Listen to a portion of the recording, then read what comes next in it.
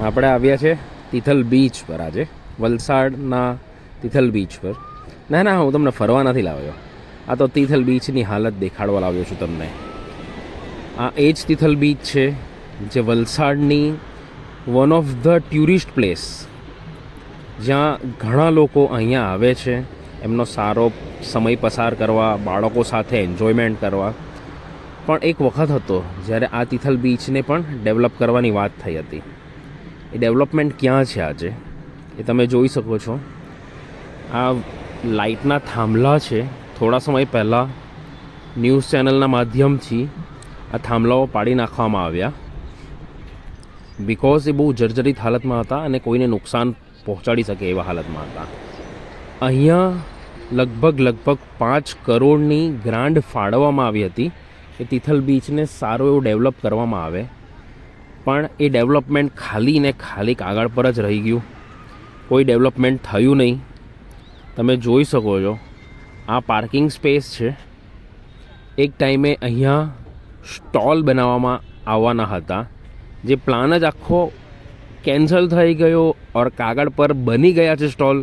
એ મને પણ નથી ખબર અને વલસાડની જનતાને પણ નથી ખબર. આગળ હું તમને બતાવું છું બીજું શું હાલત છે આપણા વલસાડ તિથલ બીચની.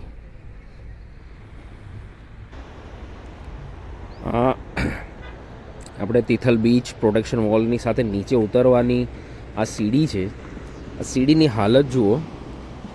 અહીંયા ક્યારેક પણ અકસ્માત થઈ શકે છે, તો જે તે વિભાગને જણાવવાનું કે આ વસ્તુ જલ્દીથી રિપેર કરાવે, નહીં તો મોટો અકસ્માત થઈ શકે છે.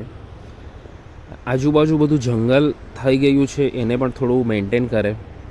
અહીંયા પહેલાં લાઇટના પોલ હતા, લાઇટના પોલ પાછા સારી રીતે ઇન્સ્ટોલ કરી લાઇટ ચાલુ કરાવે, બિકોઝ રાત્રે અહીંયા અંધારું થઈ જાય છે. ફેમિલી આવે છે, બાળકો હોય છે સાથે, તો એની થોડી વ્યવસ્થા કરે.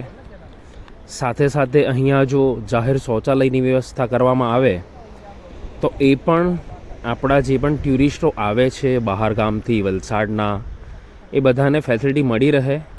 અને જે 5 કરોડ ફાળવ્યા હતા એ ઓન પેપર જ છે હજી, કે આમાં કોઈ હજી ડેવલપમેન્ટ તમે કરવાના છો, એ પણ વલસાડની જનતા જાણવા માંગે છે. દેવાંગ, નિર્ભય ન્યૂઝથી, વલસાડ.